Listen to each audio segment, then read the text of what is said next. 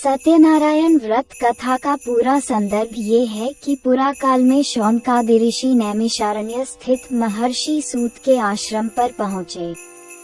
ऋषिगण महर्षि सूत से प्रश्न करते हैं कि लौकिक कष्ट मुक्ति, सांसारिक सुख समृद्धि एवं पालौकिक लक्ष्य की सिद्धि के लिए सरल उपाय क्या है। महर्षि सूत शौनकादि ऋषियों को बताते हैं कि ऐसा ही प्रश्न नारद जी ने भगवान विष्णु से किया था। भगवान विष्णु ने नारद जी को बताया कि लौकिक क्लेश मुक्ति, सांसारिक सुख समृद्धि एवं पालौकिक लक्ष्य सिद्धि के लिए एक ही राजमार्ग है, वह है सत्यनारायण व्रत। सत्यनारायण का अर्थ है सत्याचरण, सत्याग्रह, सत्यनिष्ठा। संसार में सुख समृद्धि की प्राप्ति सत्याचरण द्वारा ही संभव है। सत्य ही ईश्वर है। सत्याचरण का अर्थ है ईश्वर आराधन, भगवत पूजा। कथा का प्रारंभ सूत जी द्वारा कथा सुनाने से होता है। नारद जी भगवान श्री विष्णु के पास जाकर उनकी स्तुति करते हैं। स्तुति सुनने के अनंतर भगवान श्री विष्णु जी ने नारद जी से कहा, महाभाग, आप किस प्रयोजन से यहाँ आए हैं? आपके मन में क्या है? कहिए, वह सब कुछ मैं आपको बताऊंगा। नारद जी बोले, भगवान, मृत्युलोक में अपने पाप कर्मों के द्वारा विभिन्न योनियों में उत्पन्न सभी लोग बहुत प्रकार के क्लेशों से दुखी हो रहे हैं। हे नाथ, किस लघु उपाय से उनके कष्टों का निवारण हो सकेगा? यदि आपकी मेरे ऊपर कृपा हो तो वह सब मैं सुनना चाहता हूँ, उसे बताएं। श्री भगवान ने कहा, हे वत्स, संसार के ऊपर अनुग्रह करने की इच्छा से आपने बहुत अच्छी बात पूछी है। जिस व्रत के करने से प्राणी मोह से मुक्त हो जाता है, उसे आपको बताता हूँ, सुने। हे वत्स, स्वर्ग और मृत्युलोक में दुर्लभ भगवान सत्यनारायण का एक महान पुण्यप्रद व्रत है।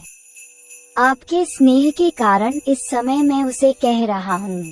अच्छी प्रकार विधि विधान से भगवान सत्यनारायण व्रत करके मनुष्य शीघ्र ही सुख प्राप्त कर परलोक में मोक्ष प्राप्त कर सकता है। भगवान की ऐसी वाणी सुनकर नारद मुनि ने कहा, प्रभु, इस व्रत को करने का फल क्या है? इसका विधान क्या है?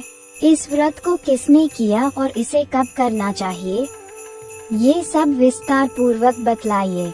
श्री भगवान ने कहा, ये सत्यनारायण व्रत दुख शोक आदि का शमन करने वाला, धन धान्य की वृद्धि करने वाला, सौभाग्य और संतान देने वाला तथा सर्वत्र विजय प्रदान करने वाला है।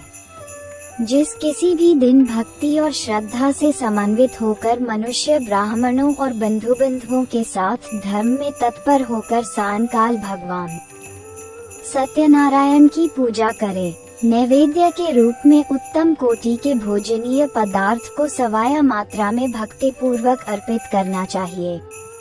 केले के फल, घी, दूध, गेहूं का चूर्ण अथवा गेहूं के चूर्ण के अभाव में साथी चावल का चूर्ण, शक्कर या गुड़, ये सब भक्ष्य सामग्री सवाया मात्रा में एकत्र कर निवेदित करनी चाहिए।